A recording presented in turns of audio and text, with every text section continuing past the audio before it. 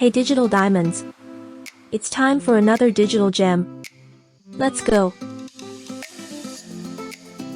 Welcome back to Digital Healthcare Solutions, a healthcare network developed to equip, empower, and encourage a thriving digital healthcare nomad community. In today's Diamond video, we are taking a deeper dive into certain areas of evaluation and management coding, due to its high degree of importance and fiduciary impact. Having correct and accurate ENDAM codes impact a variety of factors including reimbursement, compliance, quality of care, and data comparison. Yes, ENDAM codes really do matter. Accurate ENDAM coding is essential for ensuring healthcare providers are reimbursed appropriately, complying with legal and regulatory requirements, providing high-quality care, and generating reliable data for healthcare analysis and decision-making. By ensuring accurate ENDAM coding, physicians and qualified healthcare professionals can receive accurate and appropriate reimbursement for the services they provide to their patients. However, on the erroneous side, incorrect medical coding of ENDAM codes can lead to underpayment, overpayment, or even denial of reimbursement in total.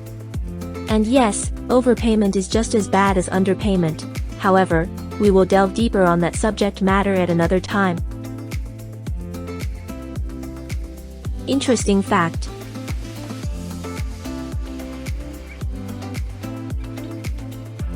According to the Centers for Medicare and Medicaid Services, there is a 50% higher likelihood of payment errors for E&M services compared to other Part B Medicare services, and the majority of these improper payments are due to coding errors and inadequate documentation.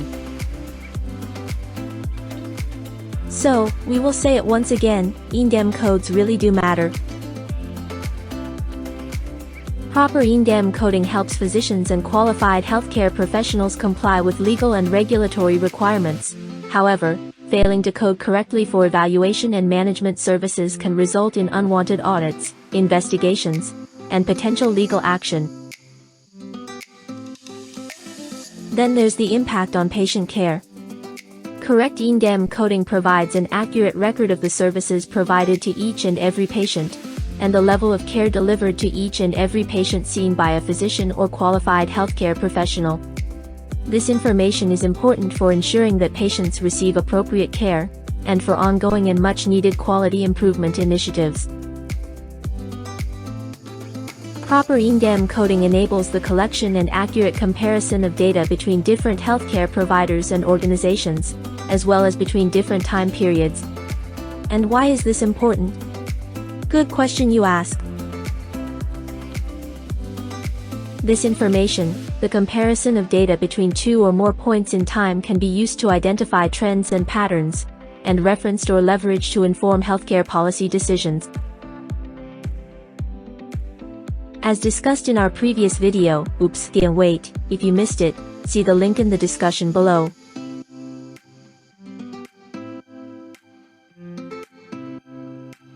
Okay, carry on. The accuracy of provider documentation is the baseline for accurate medical coding. However, let's also be mindful of this fun fact as we hone in on our additional ENDAM information. To ensure the clinical validity of service levels, it is highly advised that physicians choose their own ENDAM codes. Now, is this a common practice? It varies.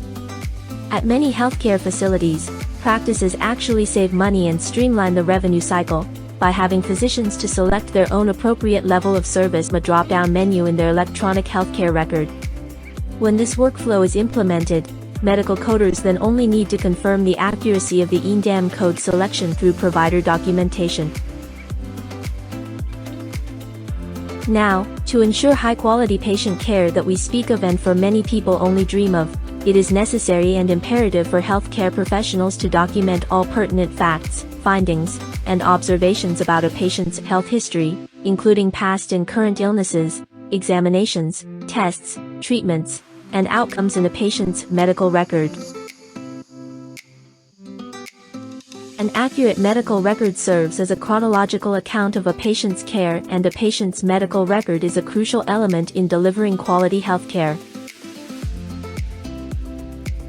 Therefore, both accurate documentation and accurate coding of services provided by medical practices are crucial for ensuring proper healthcare, payment and reimbursement from insurance companies and government programs. Additionally, detailed and complete INDEM coding can assist healthcare professionals with effective communication among healthcare providers and patients, while promoting a clear understanding of the comprehensive care delivered to each patient. Accurate INDEM coding ensures proper reimbursement for services provided by qualified healthcare professionals, while ensuring that medical practices are complying with legal and regulatory requirements. In doing so, accurate INDEM coding is often used to track healthcare outcomes and to identify areas where improvements can be made to both patient care and clinical protocols, while literally helping healthcare providers identify patterns and trends in patient care, leading to improved patient outcomes. Also, it is important to understand that effective and accurate INDEM coding can also help avoid penalties for fraudulent billing practices, by providing a standard way to document and report patient encounters. New versus established patients. Before we move forward, let's revisit the definition of a new patient versus an established patient.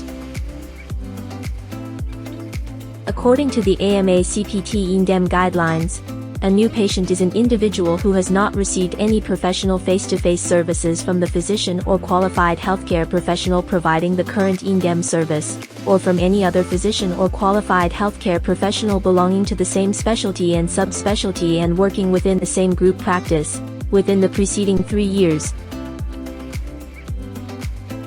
However, an established patient is an individual who has received professional face-to-face services within the last 3 years either from the physician or qualified healthcare professional who is currently providing INDEM services, or from another physician or qualified healthcare professional belonging to the same specialty and subspecialty and working within the same group practice. Right now, you might be thinking, okay already, you said this before. Why are you repeating this? Well, Dan, you are correct, and it's because the impact of miscoding is huge. Like really huge.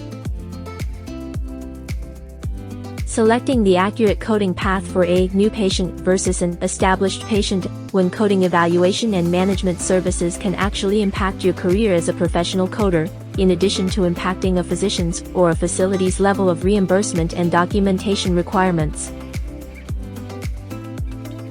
Sometimes it is not emphasized enough, the impact of coding errors on medical coders' careers. However, we are here to support your vision for success, by letting you know, everyone is impacted when coding errors occur. Everyone? Yes, everyone is impacted when coding errors occur.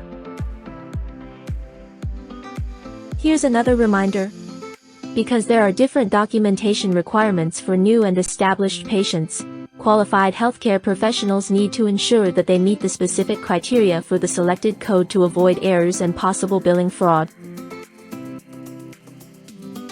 While medical coders also need to ensure that the proper documentation exists to code or validate that an accurate code is selected, based on specific criteria, to avoid errors and possible billing fraud as well. Yes, fraud. And guess what? As a professional medical coder, you want to make sure you avoid inaccurate coding and avoid any linkage to fraudulent practices and behaviors. While remembering, every patient chart you code has your professional certification or identification electronically encoded or connected to that record. Do you see now? This is why we are reinforcing key observations and reiterating the importance of accurately coding new and established patients. And because you are a digital diamond, your knowledge is broad and expansive, and you are now fully informed. Now, to further expand your knowledge and impact, when in doubt, medical coding professionals, yes, you digital diamonds, you are encouraged to refer to the decision tree in your CPT codebook for new versus established patient encounters. Okay, let's dig a little deeper. Within each INDEM code category or subcategory, there are typically 3 to 5 levels of INDEM services, while each service level has its own related code. Keeping in mind, the main point of having various levels of INDEM services is to reflect the diversity in each qualified healthcare professionals, skills, knowledge, and effort needed for different medical encounters. The level of INDEM service chosen is based on how complex and detailed the medical encounter is, as well as how much time the physician or qualified healthcare professional spends providing the service. The more complex and detailed the medical encounter, the higher the level of INDEM service a coder or qualified healthcare professional will choose. According to the American Medical Association published CPT guidelines, definitive parameters must be followed for each level of service code in the various INDEM categories. Therefore, to assign the appropriate INDEM code, there are 3 key factors and 4 contributing factors to be considered. The key factors are the patient's history, examination, and medical decision-making, while the contributing factors are counseling, coordination of care, presenting problem, and time. Therefore, and once again, it is crucial that physicians and qualified healthcare professionals thoroughly document all relevant information related to these factors in the patient's health record, and all applicable factors must be taken into account while medical coders are assigning a code. And for further clarification, the reason the first 3 factors are essential, the patient's history, examination, and medical decision-making, is that they indicate the resources used by a physician to provide care to a patient. Can we give you another interesting fun fact? As odd and as counterintuitive as it may sound, Medicare determined that physicians and qualified healthcare professionals are allowed to self-determine to follow either the 1995 or 1997 documentation guidelines for evaluation and management services, or portions of them both, when determining the appropriate E&M service level to report. Meaning, physicians and qualified healthcare professionals have the option to use whichever set of guidelines is more favorable to them. Interesting, right?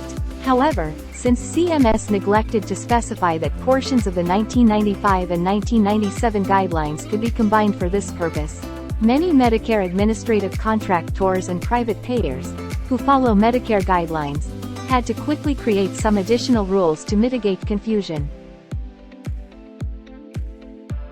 Okay, digital diamonds. This was just another piece of a growing digital INDEM coding puzzle that we wanted to review with you. However, stay tuned. We have plenty more tidbits to follow. Well, that's it for now. We hope and trust this information will be used and shared as a valuable tool, as you strive to be a digital diamond, a professional medical coder and/or biller, or even if you are starting your own billing service. But no matter what you do, remember, because you strive to be a digital diamond, you read everything, your knowledge is broad and expansive, you attract success, and you create the life that you want to live. Thank you for watching. If you enjoyed this video, please give it a thumbs up and consider subscribing to our channel and be part of the digital healthcare nomad community. Don't forget to hit the notification bell so you never miss a new upload. Your support helps us create more great videos for you. Thank you again and we'll see you in the next one.